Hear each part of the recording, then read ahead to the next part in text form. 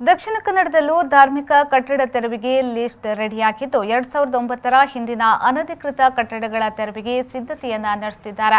ಜಿಲ್ಲೆಯಲ್ಲಿ ಒಟ್ಟು 902 ಅನಧಿಕೃತ ಧಾರ್ಮಿಕ ಕಟ್ಟಡಗಳಿದ್ದು, ಇದರಲ್ಲಿ ದೇವಸ್ಥಾನಗಳು, 667 ಮಸೀದಿಗಳು, 186 ಚರ್ಚ್ಗಳು, 56 ಇತರೆ ಧಾರ್ಮಿಕ ಕಟ್ಟಡಗಳಿವೆ. ಮಂಗಳೂರಿನ ಶಕ್ತಿನಗರದಲ್ಲಿರುವ 700 ವರ್ಷಗಳ ಹಿಂದಿನ ದೇವಸ್ಥಾನಕ್ಕೂ ತೆರವು ಮಾಡಲಾಗುತ್ತಿದ್ದು, ಶಕ್ತಿನಗರದ ಶ್ರೀ ವೈದ್ಯನಾಥ ದೇವಸ್ಥಾನ ತೆರವು ಮಾಡುತ್ತಿದ್ದಾರೆಂಬ ಸುದ್ದಿ ಬಂದಿದೆ. ಆದರೆ ಆಡಳಿತ ಮಂಡಳಿಯವರಿಗೆ ಇನ್ನೂ ಮಾಹಿತಿ ಇಲ್ಲ. ತೆರವುಗೊಳಿಸಲು ಬಾಕಿ ಇರುವ ಕಟ್ಟಡಗಳ ಸಂಖ್ಯೆ 920. ಇದರಲ್ಲಿ ಸುಮಾರು 400 ಕಟ್ಟಡಗಳು ರೆಗ್ಯುಲೈಸ್ಡ್ ಆಗುವ ಸಾಧ್ಯತೆ ಇದೆ. 2009ರ ಈಚೆಗೆ ನಿರ್ಮಾಣ ಆದ ಕಟ್ಟಡಗಳ ಬಗ್ಗೆ ಸರ್ವೆ ಮುಂದುವರೆದಿದೆ. ಈ ಬಗ್ಗೆ ದಕ್ಷಿಣ ಕನ್ನಡ ಜಿಲ್ಲಾಡಳಿತ ಮಾಹಿತಿಯನ್ನ ಪಡೆದುಕೊಳ್ಳುತ್ತಿದೆ.